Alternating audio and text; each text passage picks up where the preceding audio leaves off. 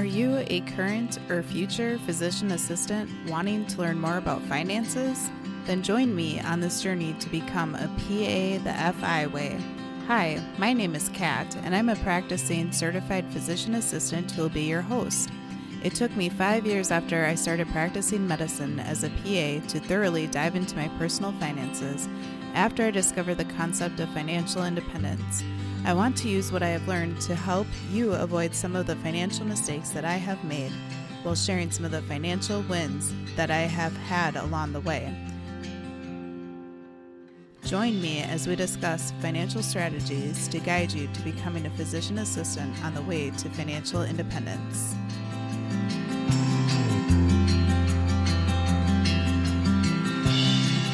Welcome back, current and future PAs on their way to financial independence. I'm your host, Kat, and I hope that you all had a wonderful 4th of July weekend.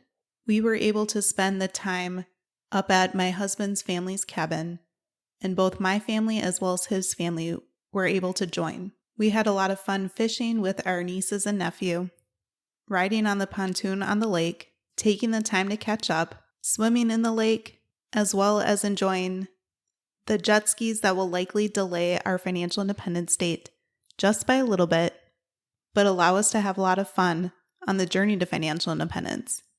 The one jet ski that we most recently got was actually a very FI purchase. My husband currently works for his uncle's business by putting in docks and boat lifts, and one of the customers had told him that he was interested in selling one of his jet skis as well as the trailer for the jet ski.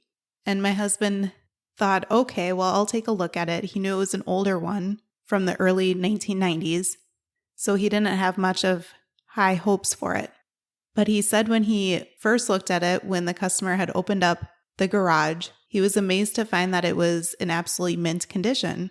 He was able to get it at a really good price, only $500 for both the jet ski as well as an aluminum trailer, of which the trailer is likely worth at least that much. So he was able to cash flow a new toy to allow more of our friends and family to have more enjoyment out of life. The other jet ski, on the other hand, is not a very FI jet ski, in that it was several $1,000s, but we were able to pay it off very quickly. This was a couple of years ago, but my husband had traded in another one of his previous toys, which was a motorcycle, in for the jet ski, and then we were able to pay the rest of it off in cash right away. No joke, this jet ski makes my husband have the biggest grin on his face every single time that he rides it, because it's a Sea-Doo Tricks, and what that means is that you can do all sorts of tricks on this jet ski, including water wheelies. He gets absolutely pure joy and excitement while he's out on the lake with this jet ski. Our nieces and nephews also enjoy taking it for a spin with either my husband or his brother or our other brother-in-law, my sister's husband, driving them around on the lake. So I'm sure they'll have very fond memories. So in several past episodes, I have emphasized that it is important that you figure out what you truly value in life. Trying to reach financial independence does not mean that you have to give up every single ounce of fun or every single hobby that you have. Now, mind you, you likely can't go out and spend a ton of money on every single entire toy that you would like to get. Sometimes there's a little bit of delayed gratification. You may have to look for the better deals so you can pay for these types of things in cash. You certainly would not want to put the purchase of a toy on a credit card with a very high interest rate and go into a huge amount of debt for it. The same goes with so many other purchases in your life, such as cars or even your home, whether you choose to buy a home or rent. You need to consider the opportunity cost of your purchases. So for example, if you do spend the money on a toy or a car or a home or a larger rent amount, then you are delaying your financial independence because that money is not being invested in the market over those years to help build your wealth. I say all of this to encourage you to be intentional about your spending. Try not to spend frivolously. On today's episode, I would like to talk about how to automate your finances to help set you up for success. When it comes to saving, investing, paying off debt, and building your wealth on your way to financial independence as a PA, automation may be key to setting you up for success so you can reach your goals sooner. Automation helps to ensure that you will not have a late payment on a bill. Additionally, automating your finances takes the thinking and guesswork out of your life so you don't have to make the decision to pay off debt or invest every single paycheck. Most simply are not that disciplined, as a shiny new object, such as a new fancy toy, new bigger house, or a new faster car, or even a new pair of shoes or a new purse, is always vying for your money's attention. So the first step to consider in automating your finances would be consider setting up direct deposit. Once you land your first job as a new PA, or when you change jobs throughout your career, your employer will likely ask you to set up direct deposit so they can deposit your paycheck directly into your bank account. Not every employer has this option, but I would say most do, and some may potentially require it. So definitely check to see what your employer says about this. But if you do set up direct deposit, it simplifies things for both you and them. Instead of going to the bank to deposit your paycheck every time that you get paid, go ahead and ensure that direct deposit is set up. Next, you should consider having a small cash reserve in your bank account to act as a cushion for some of these following steps in automating your finances. Since you are planning on having bills automatically to be withdrawn from your account, it's important to have enough money in there to cover those bills. Keep a small cushion in your account, and you could even consider setting up overdraft protection just in case something were to come up that takes more funds out of your account than what's in there currently. When you are setting up automating your finances, you can elect to automatically pay some of your bills. This suggestion would be for the recurring bills that are expected to probably be the same every single month. And it's up to you if you want to decide to automatically pay bills that are more variable. For bills that can be more variable, some may choose not to automatically pay them so they can review those bills just to make sure that they think that they look okay. If you do have bills that you feel comfortable paying off automatically, then you have a couple options of doing so, depending on your situation, as well as depending on the loan or billing company's policies, such as whether they will let you pay with a credit card or not, as well as if there's a convenience fee to pay with a credit card or not. If there's a convenience fee, especially if it's a high one, you may elect not to pay off bills automatically with a credit card. So one option is you could automatically have the bill paid off by using a credit card every single month that is linked to your account through the company that the bill or loan is through by providing your credit card information, then ensuring that you pay that credit card on time and in full every single month.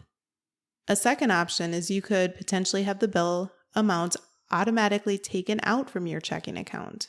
It really depends upon so many different things and what your options are for each bill or loan that you have. So I personally have some bills that are paid through each of these ways, and they both have their perks. Some of our insurance bills, such as our term life insurance and my disability insurance, as well as my student loan bills, are automatically taken out from our joint checking account every single month. I personally feel like it's really nice that these are set up on autopilot because I don't have to think about them every month to pay them. Another bill that is paid for every month, but that is paid a different way, is our internet bill. This bill I have set up to pay with my credit card every single month. So when it's paid on my credit card, I can see when I'm logged into my banking app on my phone that, it's been paid, and I can take a look at that price for that month, and then also can tell when it's jumped because sometimes the cost of internet bills unfortunately do increase.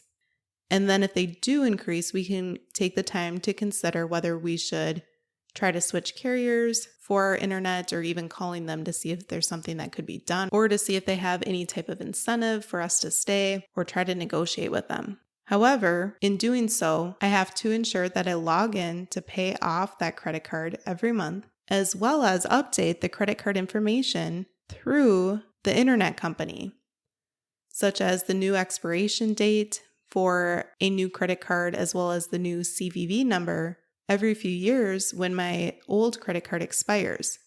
I personally do have a hard time to remember this. When you get a new credit card in the mail, it can be a bit difficult to recall what all you have linked to that credit card. So, if you are able to be especially organized, I encourage you to try to keep a list of which types of accounts or bills that you have linked to certain credit cards so you don't forget to do this. Another option is you could consider automating your credit card payments as well. So some people will set a date every month that they have where their credit card is automatically paid off from their checking account with whatever balance is on the credit card. I have a personal preference of wanting to pay off my credit cards throughout the month once they start accumulating some money, versus waiting until there's a large lump sum that would need to be automatically paid off once a month. Now, it's possible this may change in the future. For example, perhaps once we reach financial independence, and if we have a very large cash cushion sitting in our account, instead of wanting to currently invest it to try to build the wealth, then maybe I won't care as much about paying off a large credit card sum once a month. Of note, my husband prefers to manually pay many of our bills, and he likes to do this because he likes to review them before doing so. I think also he likes to ensure that there's going to be enough money in the checking account too, to make sure that it would cover the checks that he's wanting to send in. Now, certainly this was very important at the beginning of our marriage, as we really did not always have a lot of money in our checking account.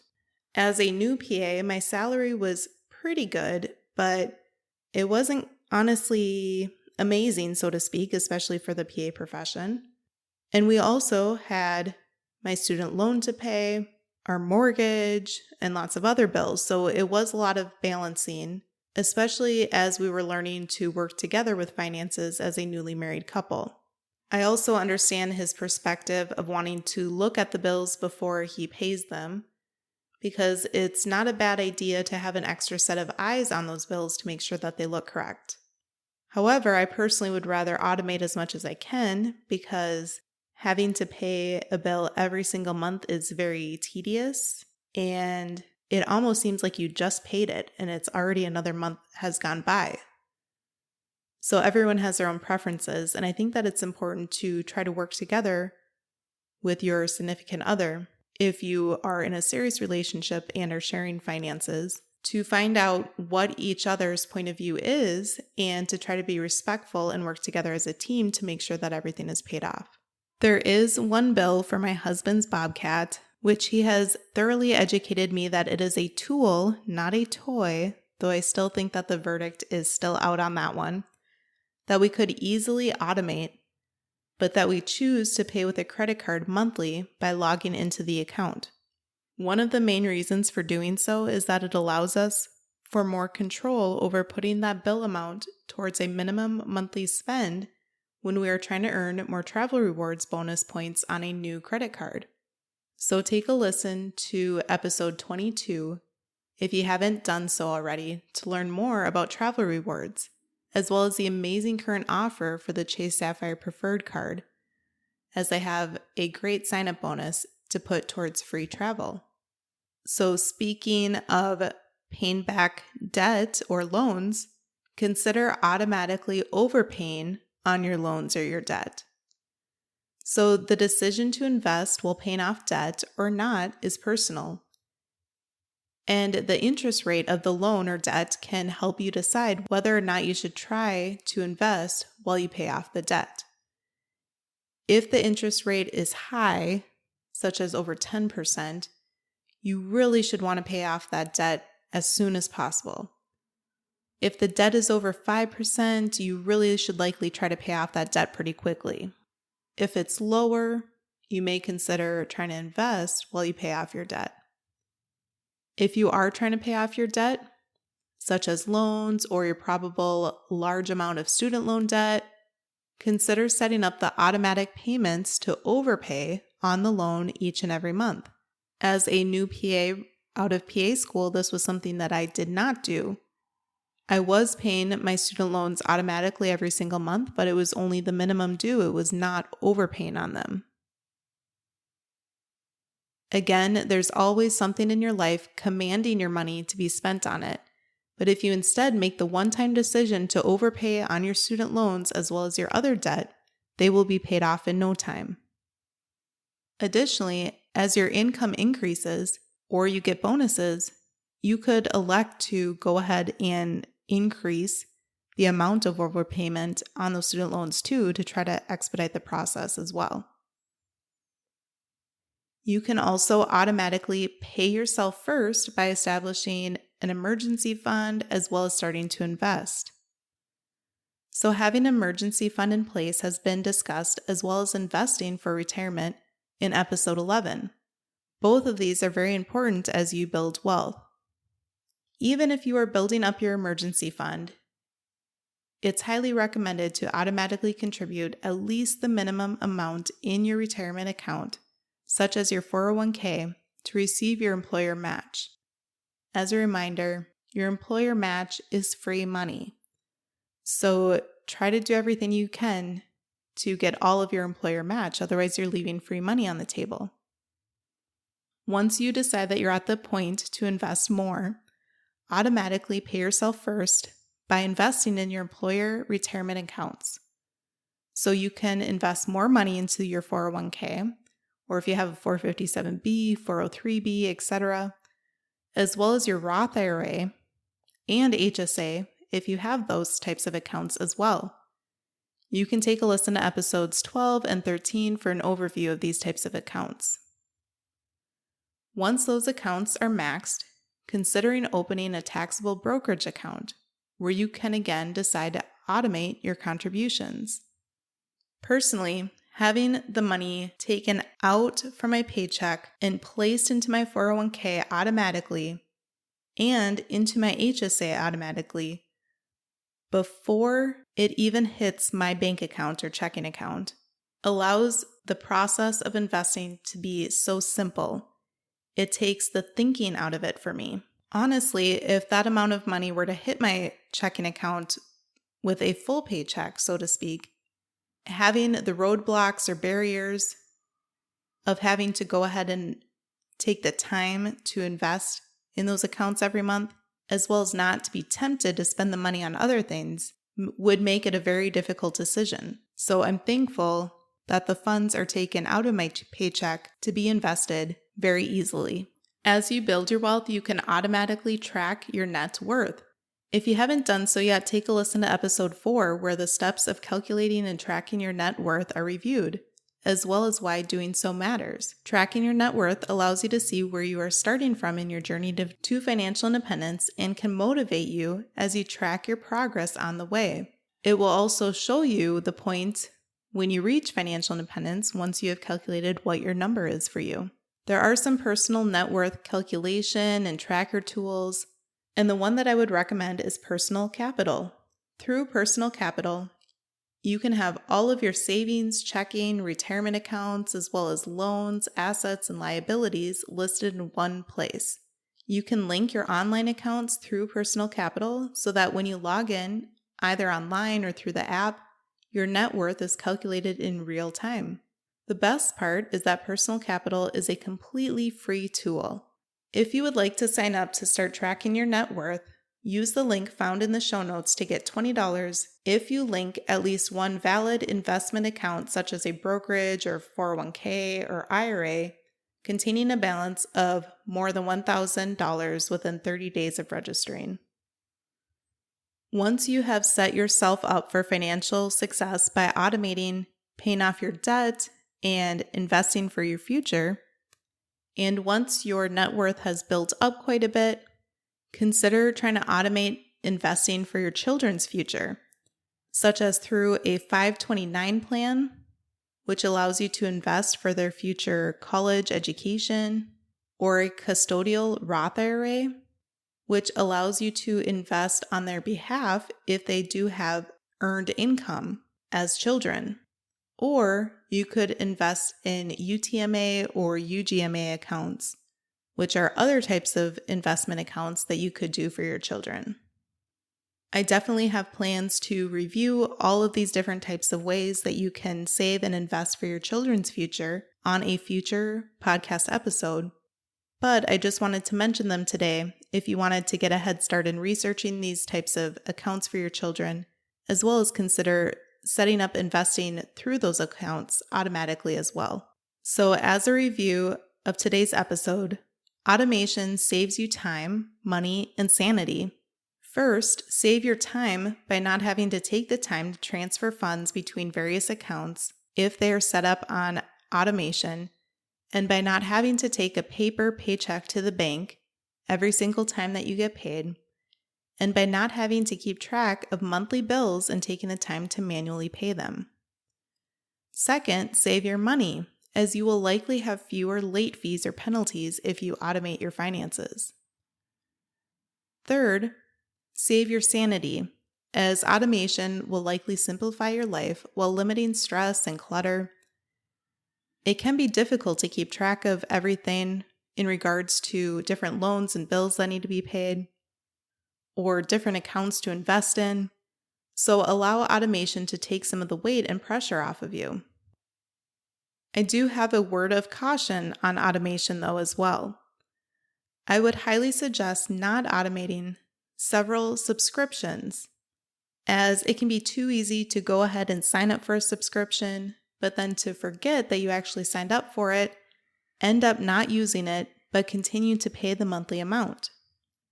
Now, if you do have a subscription that you know that you will plan to use every single month, you certainly could consider automating it. Another word of caution is that although automation can allow you to be a bit more lazy in your finances and can help consolidate your finances, it is still very important to track where your money is coming and going. Automation is simply not an excuse to take a hands-off approach. If you do not think that you would still keep an eye on your finances, then perhaps automation may not be for you, and perhaps you need to consider doing everything manually so you can stay in touch with everything going on to make sure that you catch different things if there are errors or things that are incorrect. Thank you so much for taking the time to tune in today. I'm sure that you have a very busy life as a PA, balancing your important work that you do with your life, with your family and friends. If you found this information helpful, please share it with a colleague or a friend, as well as leave a written review while you go ahead and rate the podcast. Doing so helps me to reach more current and future PAs to encourage them to join us in aiming for financial independence. And it's my hope that most PAs will have this goal in the future. Thanks again and have a wonderful rest of your week.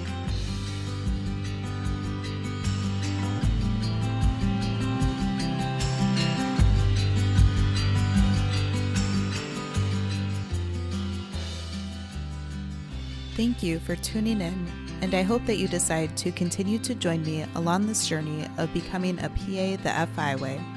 Please take a moment to press the subscribe button on the platform that you are listening to this on, but more importantly, consider sharing with another current or future PA that could benefit from the information that we reviewed in this episode. Take care and have a great rest of your day. Until next time.